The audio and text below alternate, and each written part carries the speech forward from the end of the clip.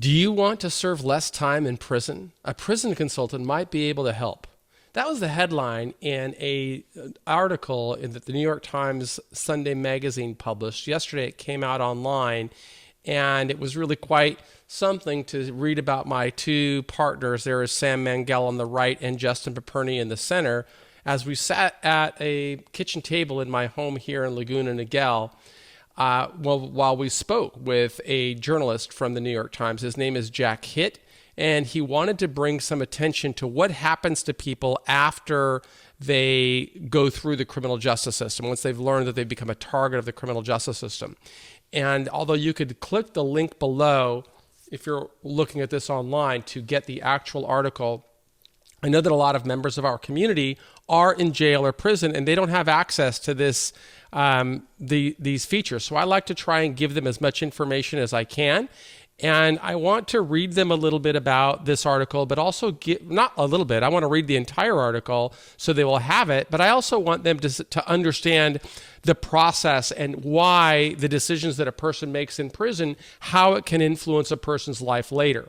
So here you see on the left and the caption of of the headline photograph with my partner Justin Paperny and Sam Mangel. My partner is Justin Paperny and Sam Mangel at the table. I'm there on the left, and the caption says, "The founders of White Collar Advice, Michael Santos and Justin Paperny, with their vice president of sales, Sam Mangel, in Santos's home office in Laguna Niguel, California."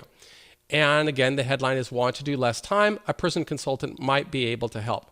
Now, first of all, I want to say that that term prison consultant is not what we do at Prison Professors. That is White Collar Advice, which is a company that really had its origins back in federal prison when I met Justin Paperny, and I'll speak about that as I read the story. But White Collar Advice is a kind of a high touch point consulting service that quite frankly is beyond the reach of most people going into the system. It's expensive, and the reason it's expensive in time is because we have to pay for a lot. We have to pay for the labor of the people that provide the service. We have to pay for subject matter experts that we bring onto our team. We have to pay for all of the infrastructure that it takes to run this company, and customer acquisition and marketing and travel costs and so on. So those fees can be rather expensive, as you'll read about in the article. But Prison Professors is not a prison consultant. What we are striving to provide the same information to anybody for free, because we really believe that mass incarceration is one of the greatest social injustices of our time. And we believe that we have a duty and an obligation to share what we have learned with as many people as possible. No, I didn't pay anything. Well, I guess I did in school, but I didn't pay anything to learn from Socrates. I didn't pay anything to learn from Mandela. I didn't pay anything to learn from Malcolm X or Viktor Frankl or many of the other people that I read about that transitioned their life from struggle to success. But all of those people had an enormous influence on my journey through 26 years in prison, 9,500 days. I mean, all of them influenced me. And I want to pass along that same information, or we want to pass along that same information to as many people as possible. So I don't even really like the term prison consultant, because it implies that, well, first of all, anybody could be a prison consultant, right? You serve time, you said, oh yeah, I'll tell you what it's like. You stand up for count, and but that's really not what the pathway is to success. The pathway to success is to visualize the best possible outcome, to figure out how am I going to create a plan to architect my way through challenges, and then to develop my tools, tactics, and resources that I'm going to need to help me. Example of tools, tactics, and resources: this microphone, this camera, this computer system that allows me to publish in real time, the ability to communicate better. All of those are my tools, tactics, and resources. And all of that began when I was inside of a federal prison. So helping somebody through crisis and helping somebody recalibrate and helping somebody develop a strong mitigation strategy is much more than this term prison consultant. We know that somebody going into the criminal justice system is going through the most difficult time of their life, and they may not have any money. So they can go through this course for free. They can get free or low-cost resources through prisonprofessors.com, a nonprofit. And all of the resources are going to go to support this mission of helping people who want to help themselves.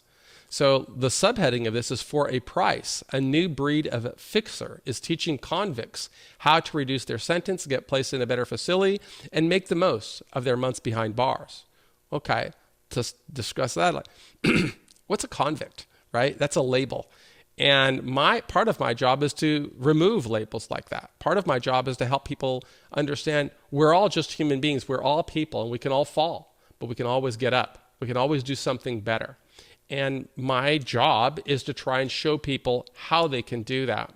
But I'm very grateful to this author, Jack Hitt, who published this on June the 7th, which was yesterday, 2022, because he helps us to bring attention to some of the, well, what I consider to be a great social injustice, and that's this concept of mass incarceration and how it afflicts so many people, people of color, people without means, as well as the wealthy and business leaders. And we strive to bring as much attention to that as possible so that people can get the best possible experience. And in this article, kind of the hero is this young fellow named Hugo Mejia.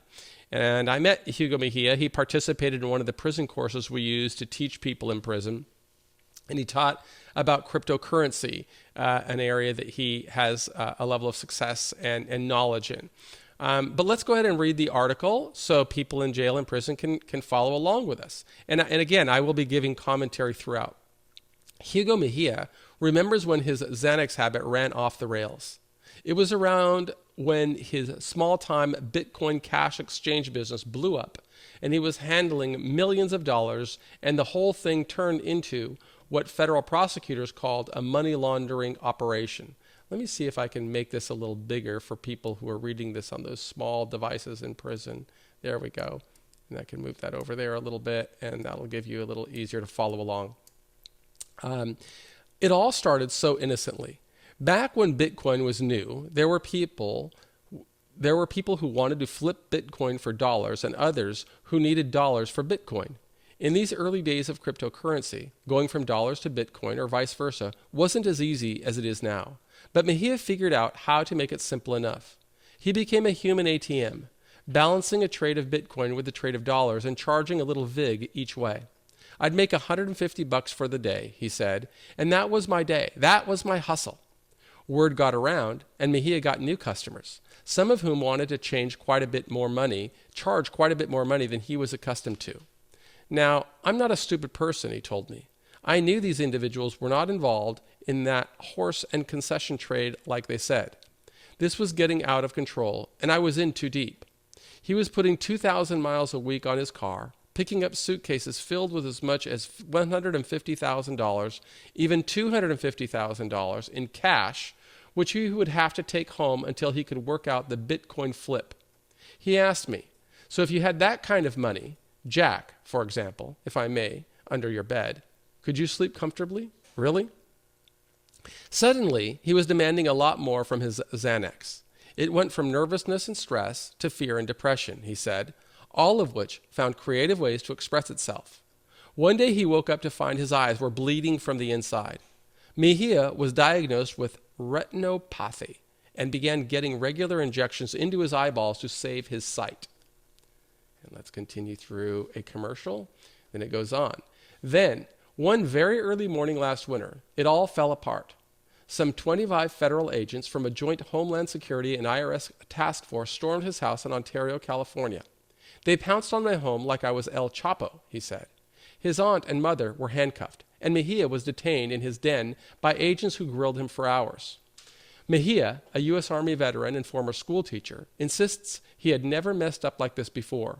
He always thought of himself as a hard-working, regular guy. Mejia is good-looking in a middle-aged Vin Diesel sort of way. He certainly didn't recognize himself in the Department of Justice news release that was issued shortly after his arrest, painting him as an international financial mastermind facing as much as 25 years in federal prison. He also couldn't get a straight answer about anything. He hadn't even been formally arrested yet. He was a target in a much bigger investigation. The federal authorities really wanted the identity of a certain guy whose money Mejia handled.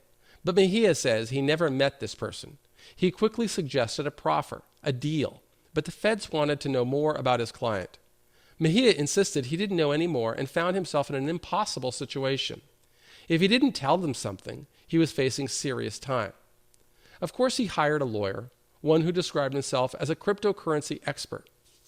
But soon, Mejia discovered that their expensive sessions mostly involved Mejia's tutoring his own attorney in the complexities of the blockchain. He was already going to plead out and sensed that he was in the grip of an inescapable process. So he fired the lawyer and the next one and wound up being represented by a court-appointed attorney. In the meantime, he started scouring the internet madly to see what he could learn about his future. I would scare myself watching videos of jail, he said. Mejia had entered one of the Kubler-Rossian periods of the prison-bound self-terrorism. But then Mejia stumbled on a video of a guy named Justin McPerney, himself a former financial criminal who was all over YouTube, dispensing "so you're going to prison" advice in a confident, peppy patter, answering questions newly charged defendants might not even think to ask.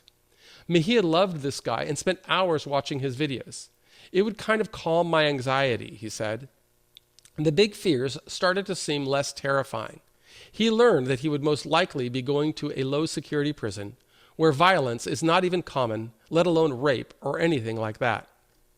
Justin McPerney leads White Collar Advice, a firm of 12 convicted felons, each with their own consulting specialty based on where they served time and their own sentencing experiences. After a deep dive into McPerney's YouTube lessons, Mejia knew he had to hire him. This was 21st century America, and this was precisely what he needed, a prison consultant.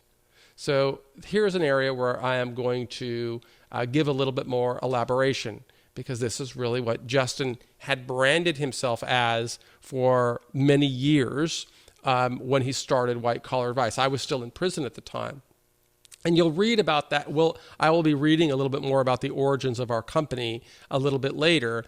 But what Justin really does is crisis management and offer mitigation strategies.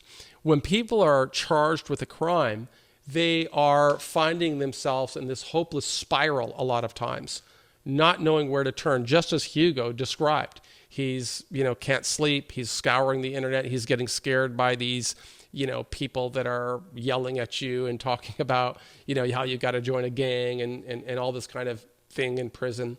And, that's really not our pathway. It's to show people that if you look at this as a major challenge, as a real struggle, you can define success and you can create a plan and you can work to execute that plan and you can understand. And the more understanding a person has, the better that person can engineer a pathway.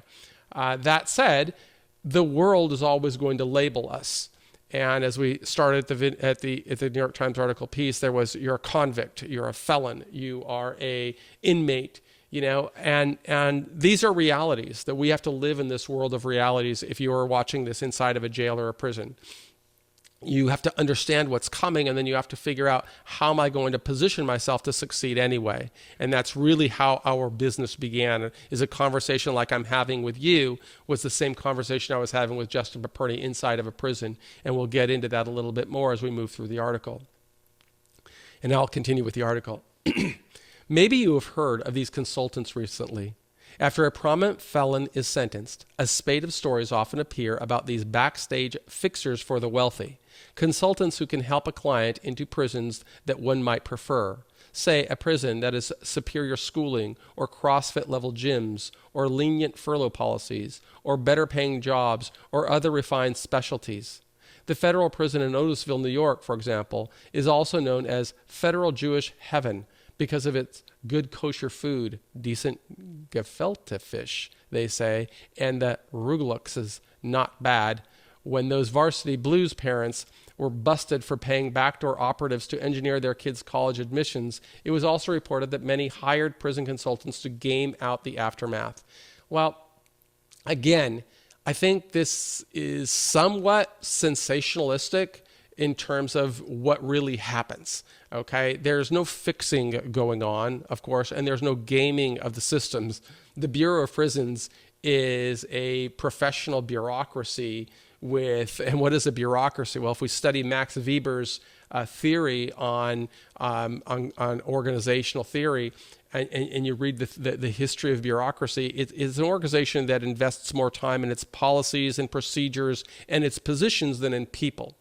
And that's what the Bureau of Prisons is. It is a policy-driven organization. So there's a policy for everything.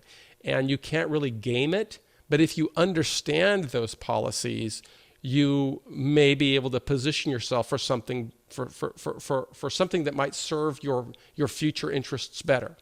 When we sensationalize it and make it look this way and talk about things as a Jewish heaven or that's not reality. The reality that I think our team strives to provide for the people that hire us, but also for the people who can't pay. Right now, nobody's paying for this video, right? Nobody's paying me anything to spend a couple of hours to go through this. Nobody's paying anything despite the tens of thousands of dollars I've invested to build this YouTube studio and to hire consultants that teach me how to do this, right? This is free. This is part of what we do. And the white collar advice segment of our business, which it's just a profitable business, provides the resources and its sponsors, Prison Professors, our nonprofit. So it's important for me to kind of elaborate on this because I really don't like this concept that many people have, at no fault of the author of the article. But sometimes people believe that we're this elitist group that only helps the wealthy. Well, certainly we have a group that provides that professional one-on-one service, but I do a different service, and that's this one. And it's to help hundreds of thousands, millions of people get a better outcome. And that's not prison consulting. That's somebody that's just trying to be a good American. And I'll never be ashamed of that. And I want to elaborate on that because I want you, if you're in a jail or a prison, to be thinking about this. So let's continue with this article. Paperny's business is a natural market outgrowth of a continuing and profound shift in America's judicial system. Almost everyone facing charges is forced to plead guilty or face an angry prosecutor who will take you to trial. I noticed in one of the comments, I'm going to give a little commentary here, about from a prosecutor who took umbrage at this concept of an angry prosecutor who will take you to trial. He said he was offended by that sentence and felt it wasn't necessary. Let's elaborate on that a little bit. The prosecutor is probably indifferent. He doesn't look, we're a cog. If you're going into the criminal justice system, you're effectively a cog in a machine. And that prosecutor has a job. And that job, as mandated by, at least as was mandated by the former Attorney General Jeff Sessions, would be to extract the most possible punishment you could possibly get out of an individual. That's their job. There's no reason to get angry about it. That's what he's tasked with doing. And he may, in order to speed you through the system, offer you a plea deal. But if you don't take that plea deal, without a doubt, angry or not, offended or not, the exposure is going to be significantly higher. It may influence the way that the government charges an individual. It will certainly influence whether an individual qualifies for acceptance of responsibility. So it's well known that there is a trial penalty, or at least that's the vernacular, whether it's offensive or not. If a person chooses to go to trial, as I did, I went to trial, I got a 45-year sentence. Had I accepted a plea agreement or pursued that path, my sentence would have been significantly less. I don't think the prosecutors were angry. I think they responded to the way that I responded, and I did not respond in the right way when authorities charged me with a crime. But again, this isn't about me. It's about helping people understand the system. In 2021, a 98.3% of federal cases ended up as plea bargains. I would question whether that's an accurate assessment. I don't know where that statistic came from, but statistics lie. That's one thing that's for sure, because it depends on how you are defining certain things. Maybe that's at one stage of the case, because a lot of federal cases get dismissed before they move forward, and that implies that only 1.7% of all cases go to trial. I don't think, or get dismissed or something else. What I will say is if federal prosecutors bring a case, there's a very strong likelihood that a sentencing hearing will follow, and it behooves anybody who's under a government investigation to do what they can to understand that and prepare for something better. It is arguable that in our era of procedural dramas and endless Law and Order reruns, speedy and public trials are more common on television than in real-life courthouses. What people like Mejia have to deal with as they await sentencing is a lot of logistics. The idea of a prison consultant might conjure an image of an insider broker or fixer, but they're really more like an SAT tutor, someone who understands test logic and the nuances of unwritten rules. Yet prison consulting also involves dealing with a desolate human being who has lost almost everything: friends, family, money, reputation, and done it in such a way that no one gives a damn. So they're also a paid-for best friend, plying their clients with Tony Robbins-style motivational insights, occasionally mixed with powerful sessions about the nature of guilt and shame. On television, the journey to prison is nearly instantaneous, a jump cut to a slamming cell door. But in the real world, it is a set of steps, routine, bureaucratic actions that involve interviews, numerous forms to complete, and dates with officials. A lawyer is your legal guide to staying out of prison, but once that becomes inevitable, a prison consultant is there to chaperone you through the bureaucracies that will eventually land you in your new home, easing your entry into incarceration, and sometimes even returning you to the outside, utterly changed. When I first started talking to Mejia and sitting in on his consultations about a year ago, there was rarely a meeting when he wouldn't slip in some version of the story of his crime. Mostly he tried to emphasize that he wasn't as guilty as his plea made him out to be, that he wasn't really, deep down, a criminal at all. He wouldn't tell it over and over again, or he would tell it over and over again. It would pop up in almost any conversation, often wedged into a conversation after a "for the record," or "I just want to say," or "Jack, you might be interested to know." The tone and the desperation of that repeated story, "I was in over my head, I'm not a bad guy," always had a kind of curdling effect on the listener. It was tiresome, but also, on some level, it felt familiar. In much less calamitous circumstances, we have all vamped our way through some variation of it. It is every culprit's first draft of his own story, because it is human nature. It is irresistible. In the Shawshank Redemption, when Tim Robbins first insists that he did nothing wrong, Morgan Freeman beams. "Hell, you'll fit right in then," he says. "Everyone's innocent in here." One of the first things Paperny advises a client like Mejia to do is to stop doing that, especially before sentencing. You pleaded guilty already. You did it. Own it, because the vamping will almost certainly annoy any judge or civil servant who hears it, and you'll wind up with a much longer sentence. That is arguably the most crucial piece of advice that Paperny provides to his clients, for the simple reason that when you're going to prison, you have to formally tell your story to all kinds of people. The storytelling officially begins a few weeks after a guilty plea or a conviction by trial, in a sit-down interview with a law enforcement officer whose specialty is writing up a pre-sentencing report, which will be given to the presiding judge. The descriptions of the crime come largely from the plea agreement, which is naturally centered on the proposition that you are a heinous criminal and a moral fugitive. Think of a Wikipedia biography that tells the story of the worst moment of your life, with everything else about you salted away in footnotes. This is what the sentencing judge will read before deciding precisely how long you will be confined, and it is a story that will follow you throughout your stay with the state. They call the pre-sentencing report the Bible in prison because it is one of the first things a case manager or counselor will rely upon, Paperny said. It will influence early release, your halfway house time, your bunk, your job, and so on.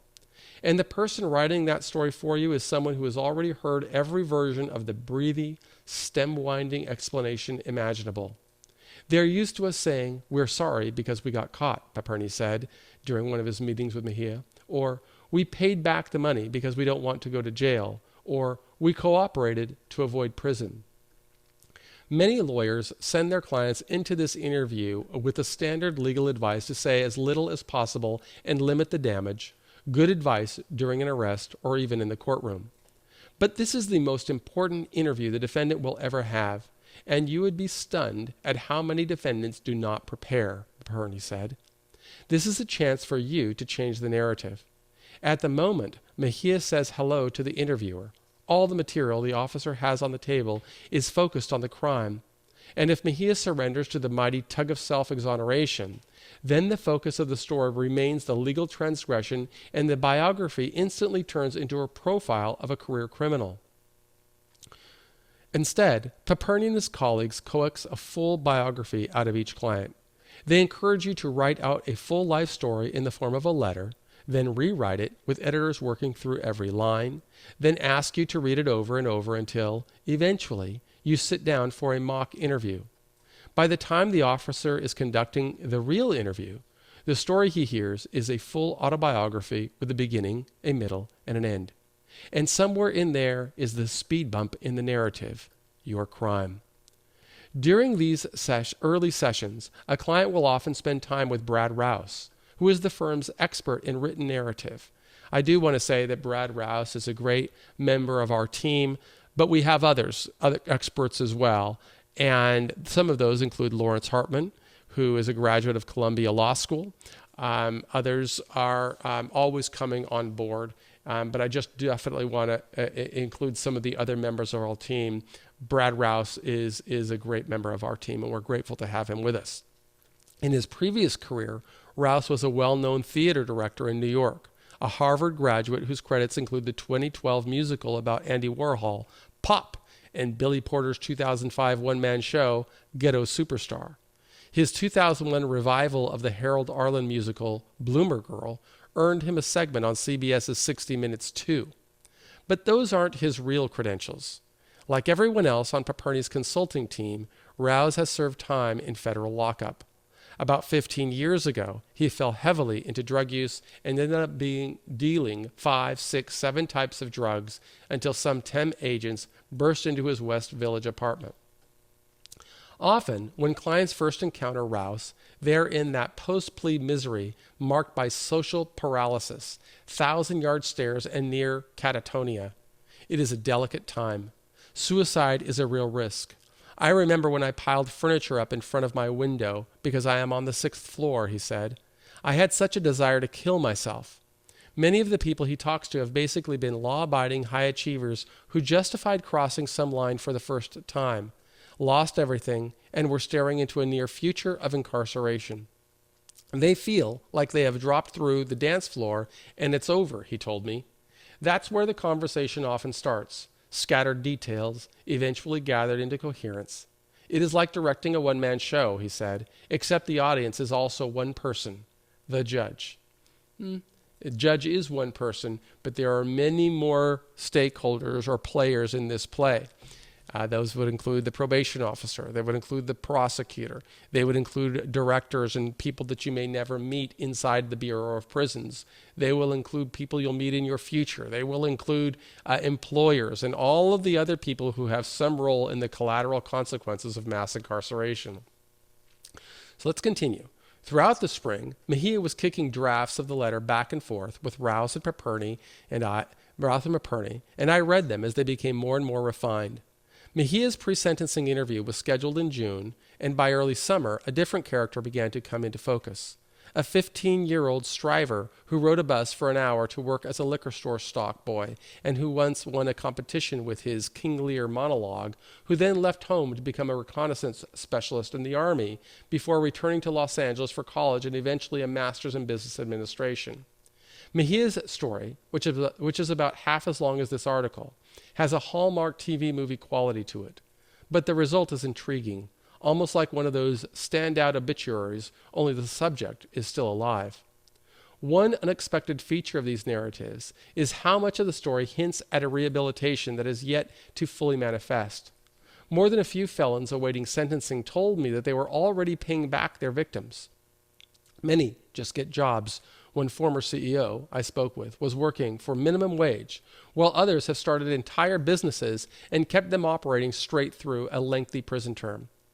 Part of the reason Paperny pushes his clients to get back to work, any work, is to provide some good, upright citizen material for the pre-sentencing report, but also to break out the paralysis that Rouse describes.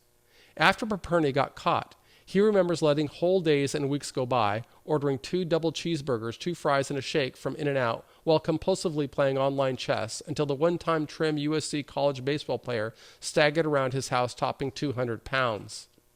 If you have ever listened to a podcast, maybe you've heard an ad for MeUndies. The company was started by a man named Jonathan Shokrian just before he was sentenced to a short prison term in 2014. He hired Paperny on his way in and ran the company from prison, later expanding it after meeting a bank robber named Grease, who, it turns out, was a marketing savant. Look it up. It's worth the read. So by the time Mejia was prepping for his pre-sentencing interview, he had already set up several new enterprises, one of them an online store that sells Rolexes, which can be paid for with crypto at watchhodler.com. Now, here's an area for me to pause a little break. The author refers to Grease, who was a bank robber who turned out to be a marketing savant. You see, if you're in jail or prison, you can be anything you want to be. If you want to listen to the people around you and learn that the best way to serve time is to forget about the world outside, well, that's your choice. But there's a pain that comes with that, and that's a lack of an ability to function outside and to earn a real living. Grease, on the other hand, developed a skill, and he learned to communicate with the masses, and that skill became very valuable to a growing company. And MeUndies is now $1 billion company, and he's attributing it in this article here a lot to the contributions made by Grease, a marketing expert. Can you be a marketing expert? Of course you can. Will you always be referred to as a bank robber? If that's what you are, probably so. But you've got to live in the world as it exists. You've got to say, hey, this is the world. Regardless of how successful I become, people are always going to see me for the conviction. Our job at Prison Professors is to help you see you've got the power within to become something more. Well, let's continue with the article. But how the letter handles the present tense is the most vivid transformation. All the self-exoneration has been slyly edited out. The first-person confessional tone is searing. I write this letter feeling humiliated and heartbroken, Mejia begins. I know now that I crossed a red line that exists for important reasons. At first, exchanging cash for Bitcoin seemed legitimate. I see now that I was wrong. He closes by addressing the judge directly. It was important for me to show you who I really am. I accept full responsibility for my action and will never return to your courtroom as a criminal defendant. And that's what's so important for everybody to do.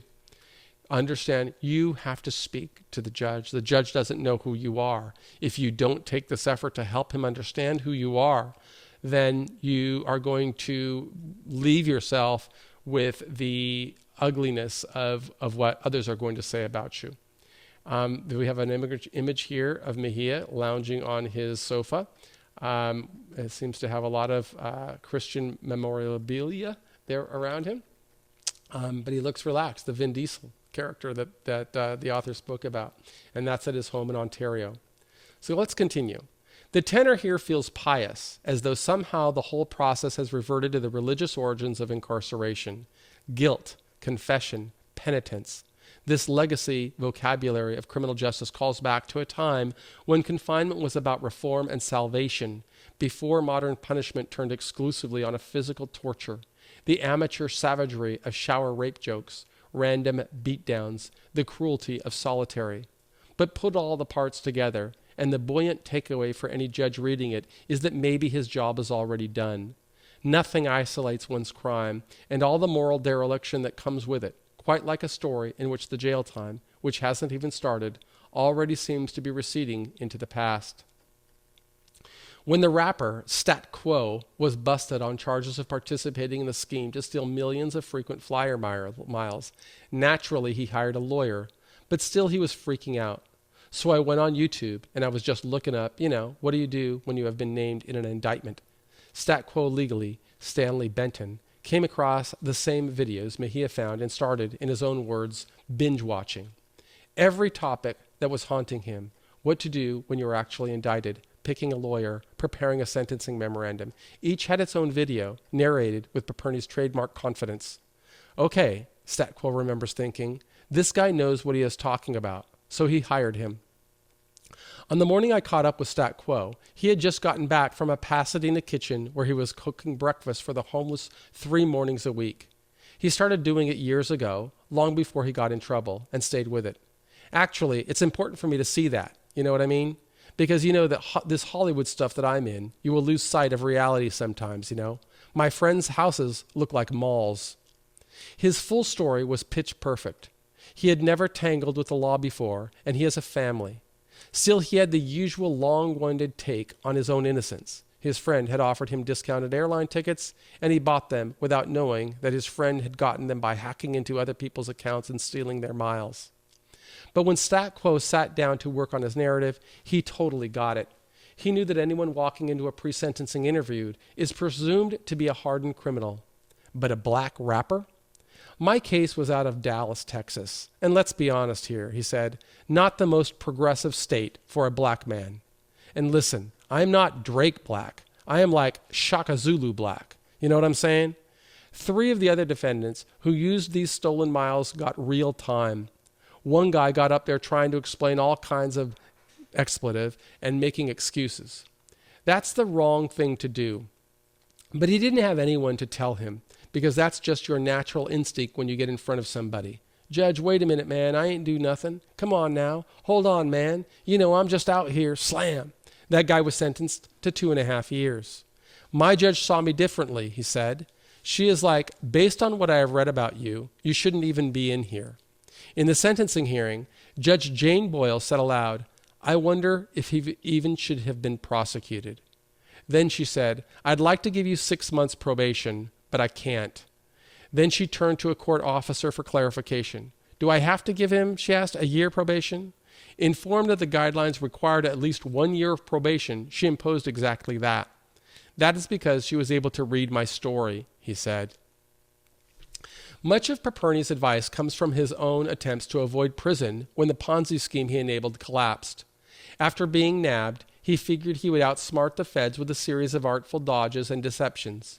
In the midst of constructing this web of lies, Paperny insisted that he take a lie detector test. I immediately Googled for information on polygraph examinations, Paperny writes in his self-published confessional, Lessons from Prison. He found a $350 online course which taught him all the ostensibly proven techniques to evade the lie detector. By tightening my sphincter when answering questions, he wrote, I supposedly could manipulate the machine's findings of truth to suit my purpose. And yet, even though he practiced so fervently and then squeezed my innards when appropriate, the polygraph administrator informed him afterward that the machines indicated with an accuracy measurement of better than 99.99% that he was lying. Justin, he added, you're going to prison. Once that reality set in, Paperny prepared the same way everyone does, and how his clients still do, Googling what happens when you go to prison. He learned a jumble of information, but then the day came. Paperny reported to the Taft Federal Prison Camp in California, changing his street clothes for a prison outfit. He quickly discovered that there are lots of rules in prison that Quora doesn't have the answers to, and routines you have to discover by yourself. It's funny, Quora. I started writing for Quora when I first got out of prison. That's an aside, and I'll tell you that story later. Soon enough, he met people and was told about people. And there was a guy known as Dopey, another known as Roadrunner. He heard about a mysterious figure named the Kingpin, who had served the longest and hardest time. And then there was Drew, the hustler on his floor, who lured Paperny into accepting a contraband mattress. A dangerous first step, because getting caught by the guards doing anything shady can easily win you an extended sentence. It was all dizzying. So Paperny decided to lie low and do what most inmates do, exercise and try to stay out of trouble. Let's pause here for a moment. There are those words again, inmates. That's one of the words that people going into the system have to learn to, accept. It's one that I've always hated. I remember one time a staff member asked me, are you an inmate or a convict? And I remember my response was, I'm an American. I'm a man. I'm somebody who is striving to emerge successfully, and I'm not going to let this system define me. If you don't want the system to define you, then start asking questions today about what you are doing to position yourself to be something more. And I think we're going to get into that now. After a few days, the Kingpin was in the TV room and introduced himself. His name was Michael Santos, and he was busted for dealing in 1987 at the height of President Ronald Reagan's war on drugs. For a first offense, at age 23, Santos was sent to federal prison for 45 years. Whatever Paperny might have been expecting, a battle-scarred lifer, a guy who could turn a Bic pen into a shiv, Santos wasn't it.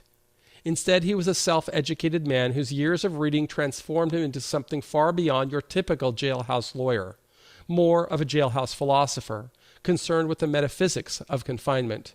Incidentally, those were words I didn't know when I started serving my sentence. Santos wanted to know if Paperny had ever read the Divine Comedy in Dante. Divine Comedy. In Dante's epic poem, he said, Virgil offered Dante a way out of the forest.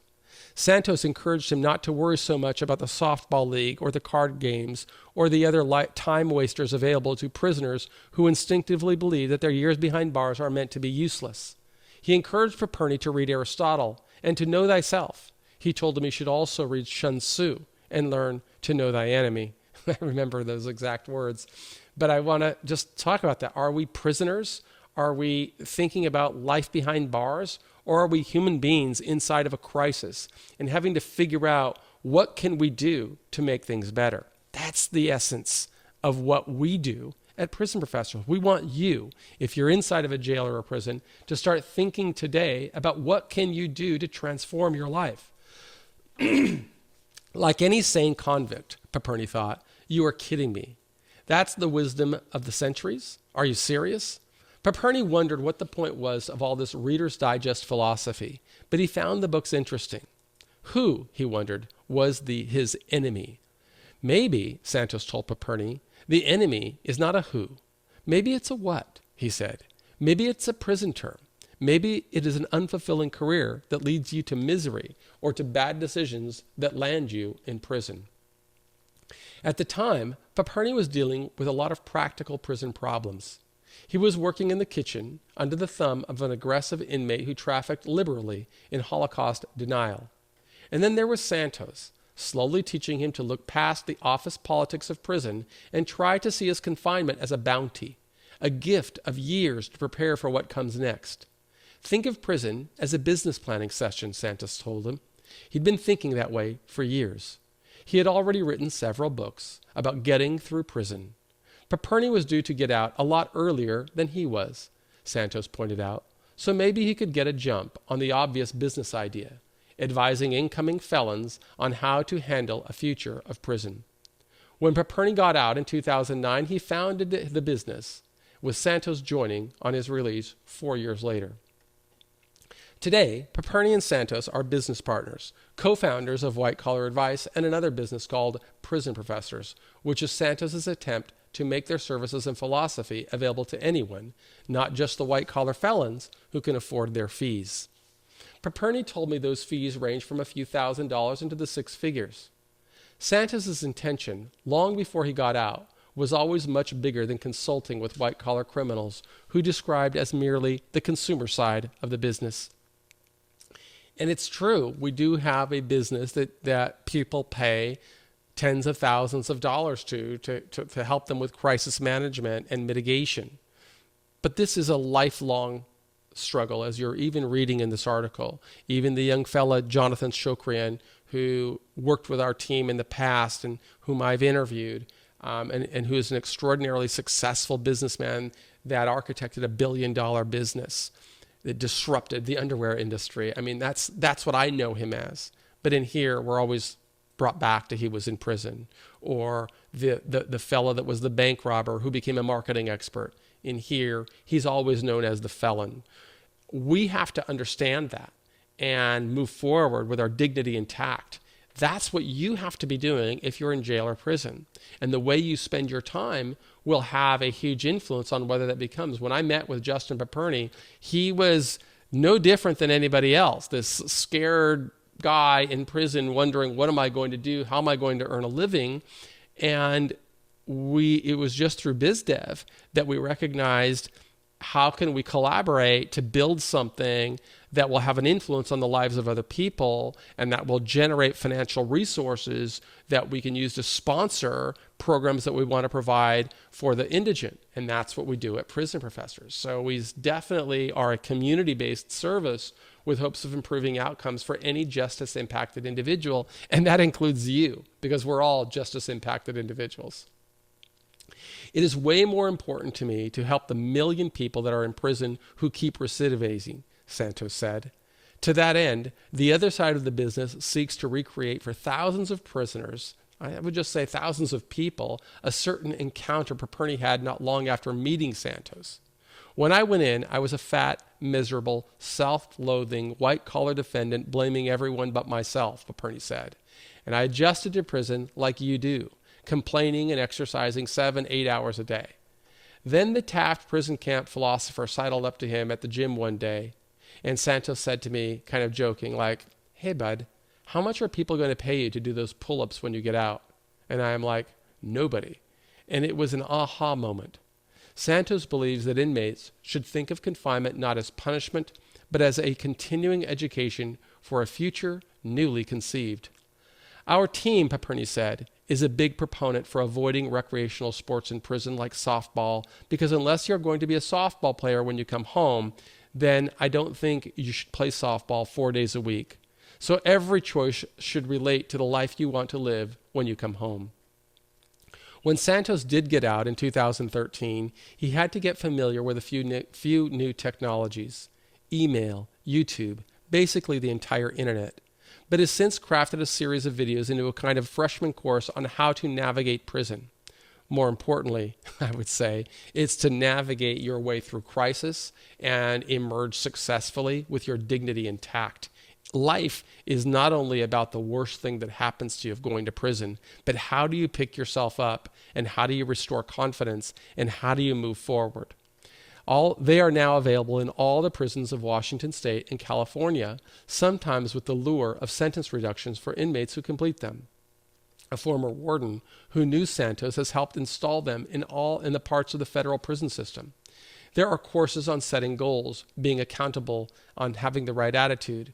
You're not doing this for a GED certificate or to get a lower bunk pass or an extra bowl of Wheatings, Santos said, but to attain success as you define it. I'm going to cough, excuse me.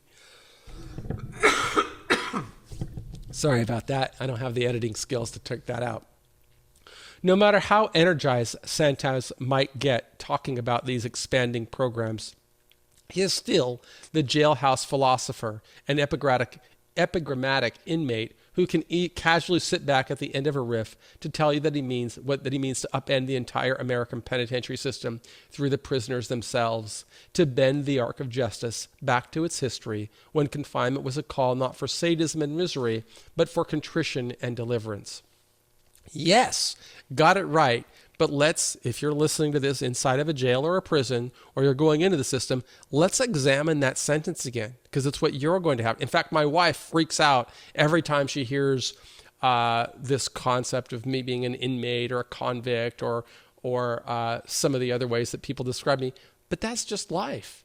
I mean, that's not who I am, and I know who I am. Let's just see how we could have said this differently. And I'm not criticizing the author. I'm grateful to the author for bringing this to the attention of the people. But I also think it's important for me to teach from it, because people need to learn why it's so important to develop strong communication skills, strong verbal writing skills, critical thinking skills, strong work ethic, be self-directed. Let's try it again. No matter how energized Santos might get talking about these expanding programs, he's still the jailhouse philosopher. You see, regardless of what I do, how much I work to help millions of people, I'm always going to be the jailhouse philosopher, an epigrammatic inmate. That's what I'll always be. That's okay. It doesn't influence the success that I can become, just as the pejorative words people use to describe you will not define who you are. If you control your destiny, if you live in the world as it exists and not as you want it to be. On the morning of Mejia's sentencing last November, Mejia met up with Paperny outside a coffee shop in Santa Ana. It was on an elegant block shaded by Chinese elm and crepe of myrtle, with the stunning new Ronald Reagan Federal Building and U.S. Courthouse looming high above. That's Orange County. Clerks and bailiffs with their belt badges and ID lanyards stood around drinking coffees. Mejia showed up in a shiny new suit and introduced Paperny to his fiancée and his mother. He excitedly told us that the day before his lawyer briefed him on some new, clever arguments he would be using to ask for no jail time, just probation and home confinement. Paperny held out an open hand, as if to slow things down, and reminded Mejia that the state was asking for nearly 5 years.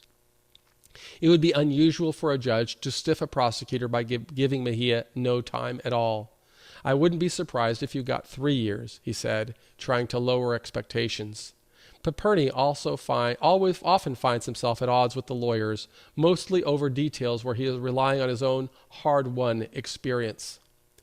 And let's talk about that also, that hard-won experience and the lawyer's role, right? So the lawyer's coming up sometimes with arguments that are what the client wants to hear. The client wants to hear somebody fighting for him and saying, I'm going to do this and I'm going to ask. And then if the judge gives him something, you can say it's the not my fault itis. The reality, as we've experienced it, is a person strengthens himself when he understands the journey ahead. He creates a plan. He puts priorities in place. He develops those tools, tactics, and resources, and he moves forward. That is the way that a person can restore confidence. The expectations game aside, Paperny was very concerned, agitated almost, about some specific advice he had written to Mejia in emails and mentioned in numerous Zoom consults. There were a series of steps that had to be taken to secure the best possible outcome. There would be a back and forth between the two lawyers, and then the judge would pronounce a sentence. Right afterward, Mejia had to make sure his lawyer asked 2 questions. Will the judge recommend a drug rehabilitation program? Then, this program can knock up to a year off a sentence. And would the judge recommend that Mejia go to the low security camp in Oregon? It's actually the minimum security camp. In federal prisons, there are different security levels, including high security penitentiaries, medium security correctional institutions, low security correctional institutions, and minimum security camps besides administrative facilities. And we were positioning Hugo to go to the minimum security camp in Oregon. Inside, Judge Cormac Carney, a federal district court, reviewed the details of the crime and noted that his sentencing guidelines called for 57 to 71 months. Before he invited each side to make arguments about what the actual sentence should be, he spoke expansively about Mejia's Army experience, his hardship as a child, his eye disease, clearly some version of Mejia's biography that made its way onto the judge's bench through the official bureaucratic channels that Paperny taught him to work. Well, it's just really not something we're working. It's the process. You've got to go through the process. Then the prosecutor, Jason Pang, took the lectern and also admitted that he was impressed with Mejia's story, noting that Mejia's plea and expression of remorse were worthy things and that his military service was something that the court needs to consider. He recommended the low end of the sentencing guidelines. Mejia's court-appointed attorney, Michael Crane, stepped up and dialed things all the way back to the case itself. Mejia got busted, he explained, because a confidential informant got him talking about laundering money with crypto. Crane challenged the government's tactics, arguing that the CI was probably trying to lower his own sentence and that much of what Mejia had said that implicated him in major felonies was really nothing more than puffery. You could almost feel the air in the room change. The morality play we'd all been watching had become a courtroom drama. He went on to pull from the week's headlines, pointing out that the day before, the QAnon shaman had gotten only 41 months in connection with the January 6th assault on the Capitol.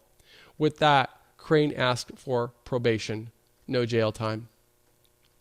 Well, after hearing from everybody, Carney said, I am going to impose a custodial sentence of 36 months, 3 years. Mejia's mother, who was seated in the gallery, lowered her head. The room went silent. Paperny sat up on the edge of the bench, grabbing the back of the pew in front, and strained to make direct eye contact with Mejia, who didn't forget. He leaned over and whispered to Crane, who asked if the judge would back Mejia's request for drug rehab. I will make a strong recommendation for that, he said cheerfully. Then Crane said he had another request. Mejia had asked him to be placed in a particular prison. My experience has been I don't think the court is going to recommend a particular facility, he said very politely, but if the court is inclined to do so, we have a name in mind. I'll do it, Carney said. It would be the Sheridan Federal Prison Camp. That's in Oregon, Crane said. I'll make the recommendation, the judge said. Paperny clenched his fist behind the bench and, safe from judicial review, pumped the smallest bit of air. Within hours, many news outlets ran the story about a major financial criminal getting a hard time. But outside the courtroom, Paperny, full of pep, pulled Mejia aside and explained the math. The day you show up, you'll get 5 months off for good time. That's 31 months, he said.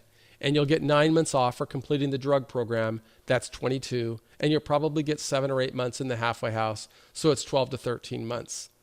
I'd just like to kind of correct that a little bit because although I'm sure that Justin gave that message, what he really conveyed in the broader context is that the day you show up, you start qualifying for good time. As long as you don't get into trouble, you get the good time. You have to get through the year without getting into trouble to get the good time. It's presumptive before then.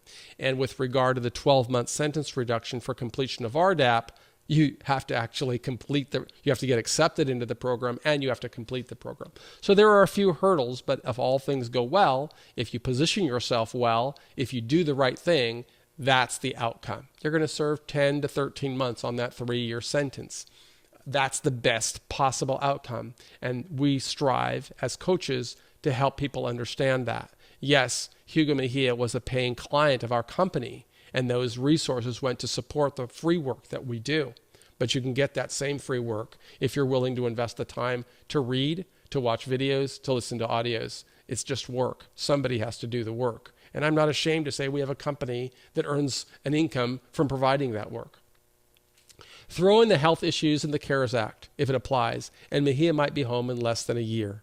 Paperny added that he had a few clients currently in Sheridan who would be there, first thing, like a welcome wagon. It took a while before Mejia brightened up and then grew chatty.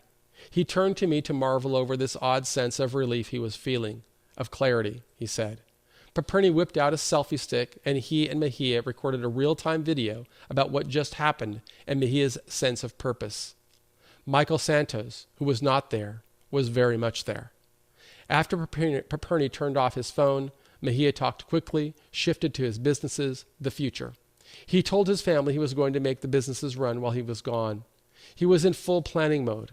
There was plenty of time before he had to report to prison for him to make it into a turnkey situation for his employees. Down at the corner, a fresh set of bailiffs and clerks sipped their lattes. Just past the Chinese elm trees, Mejia took his fiance's hand, and they walked away.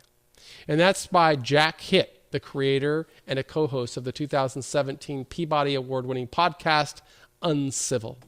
So we're very grateful to have this article because it certainly is going to help communicate with the people that work with us, the ways that we strive to add value to other people. I'm sorry that I see that this light got out of the way. You see, we're just a small home YouTube studio, and I want to make this as easy as possible. But I also want to close by giving a message to those of you who are watching this inside of a jail or a prison. Yes, it's true. We have built a business that generates millions of dollars from the work that we do. But that business, that millions of dollars, is what funds our free business. And it's our free business that I'm really passionate about. It's a nonprofit. And we're always striving to show people the decisions you make today are going to influence what you become in the future. That's what Prison Professors is all about. And I stand behind it. I am Michael Santos, the founder of this, and I'm proud to call Justin Paperny my partner, but I'm also proud to call many other people our partners, including Lawrence Hartman, including Sam Mangal, including my wife, Carol Santos, who married me inside of a federal prison and has been very instrumental from the start of this business, from the time Justin walked out of prison and had to go and start sowing seeds that will lead to the entity that we're building. We're proud that all of the people we hire are formerly incarcerated. Many times we provide a bridge to them where they can earn an income with us while they work to position themselves for something else. And they all work for us as contractors so that we can avoid some of the complexities. I mean, we don't have an office. I work for, this is my home office, and that's really by design. I focus everything that I do on positioning myself for success, and that's what I want you to do as well. So if you're watching this inside of a jail or a prison, I hope that you will take some value in these inside tidbits I gave through this video or this podcast. If you're watching this outside, I do hope that you will subscribe to us on our YouTube channel, our podcast, or become a member of our community. We believe in you, and we always believe that you can work to recalibrate and build a stronger future. I am Michael Santos, and on behalf of our entire team, I want to thank Jack Hitt for that article, and I want to thank you for being a part of our community.